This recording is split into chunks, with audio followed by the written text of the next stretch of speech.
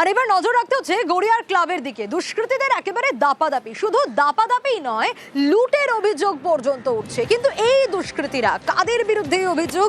কারা এরা? পুজো কমিটির অফিসে কারা হামলা চালালো, ভাঙচুর চালালো, কাদের বিরুদ্ধে অভিযোগ? একেবারে আলমারি ভেঙে নাকি টাকা লুট করা হয়েছে। শুধু তাই নয়, আগ্নেয়াস্ত্র দেখিয়ে খুনেরও হুমকি দেওয়া হয়েছে বলে অভিযোগ উঠে আসছে। নজর রাখবো, অর্পণ রয়েছে আমার সঙ্গে, আরো ডিটেলে বিষয় জানাতে পারবে। অর্পণ, এই দুষ্কৃতীরা আসলে কারা? তাদের ধরা সম্ভব হলো? কাদের বিরুদ্ধে অভিযোগ? যারা একেবারে আলমারি ভেঙে টাকা লুট করলো বলে অভিযোগ। শুধু তাই নয়, এদের কাছে আগ্নেয়াস্ত্রই বা এলো কিভাবে?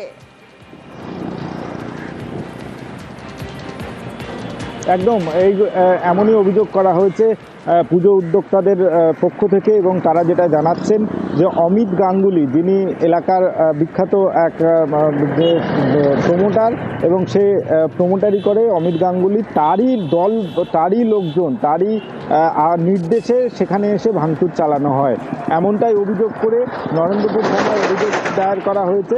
ঘটনার তদন্ত শুরু হয়েছে, তবে এখনো পর্যন্ত কেউ আটক বা গ্রেপ্তার করা সম্ভব হয়নি। এই ঘটনায় যার বিরুদ্ধে অভিযোগ তার একটু সঙ্গে থাকো, প্রমোটিং গ্রুপের মালিকের বিরুদ্ধে অভিযোগ উঠে আসছে, একটু দেখি কি অভিযোগ।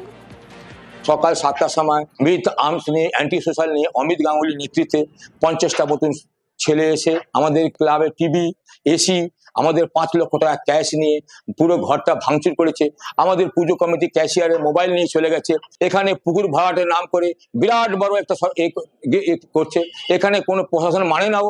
আমি প্রশাসনের কাছে অনুরোধ করব কি অমিত গাঙ্গুলিকে অ্যারেস্ট করা হোক। অ্যারেস্ট না করলে গড়িয়া জনগণ কিন্তু আমরা পথ অবরোধের পথে যাব। অমিত গাঙ্গুলি বলে গেছে আমাদের ওয়ার্কিং প্রেসিডেন্ট, আমাদের ভাইস প্রেসিডেন্ট সবাইকে বলেছে মার্ডার করে দেবো। ওই লোকগুলো এসে আমাদেরকে মারধর করেছে। আচ্ছা, এই অমিত গঙ্গোপাধ্যায় প্রমোটিং গ্রুপের মালিক, তার বিরুদ্ধে অভিযোগ তো শুনলাম, কিন্তু জানেন কি তার পক্ষে কথা বলারও লোক রয়েছে?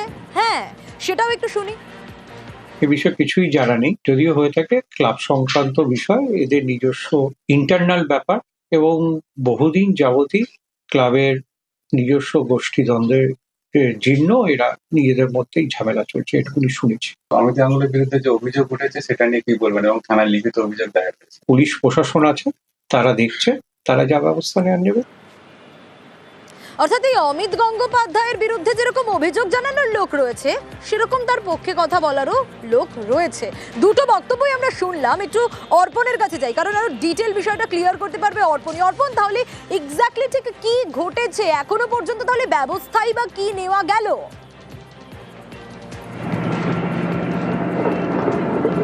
দেখো, এর জন্য তদন্ত শুরু হয়েছে। যারা ওই সময়ে এই যে ক্লাবের যে ঘর, সেই ঘরে যারা উপস্থিত ছিলেন তাদের বয়ান নেওয়া হবে। ইতিমধ্যেই নরেন্দ্রপুর থানার পুলিশের পক্ষ থেকে যিনি অভিযোগ করেছেন করার কাজ চলছে, এবং যার বিরুদ্ধে অভিযোগ তাকেও নোটিশ করা হয়েছে বলে পুলিশের তরফ থেকে জানানো হয়েছে।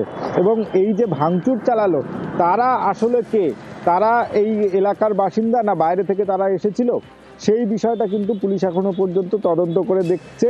এবং অমিত গাঙ্গুলির পক্ষ থেকে তার যে পার্টনার রয়েছে, তিনি যেটা জানাচ্ছেন যে অভিযোগ হয়েছে, তারা আমাদের মারফত অর্থাৎ সংবাদ মাধ্যমের কাছ থেকে জানতে পেরেছেন। পুলিশ তদন্ত করে দেখবে, যদি এই ঘটনার সঙ্গে তাদের কোনো যোগ থাকে তারা আইনি পথে তারা লড়বেন। কিন্তু এই ঘটনার সঙ্গে তাদের যেটা অভিযোগ যে ক্লাবের মধ্যেই দুটো গোষ্ঠী, সেই গোষ্ঠীর মধ্যেই সংঘর্ষের জেরেই এই ভাঙচুরের ঘটনা, এবং এই ভাঙচুর হয়েছে বলে তিনি দাবি করেছেন। পুরো ঘটনায় নরেন্দ্রপুর থানায় অভিযোগ দায়েরের পর তদন্ত শুরু হয়েছে। তবে এখনো পর্যন্ত কারা ভাঙচুর করলো, ক্লাবের সদস্য না বাইরে থেকে বহিরাগত দুষ্কৃতী, সে বিষয়ে কিন্তু কারা এই দুষ্কৃতীরা এখনো তা জানা যায়নি। অবশ্যই নজর থাকবে অর্পণ।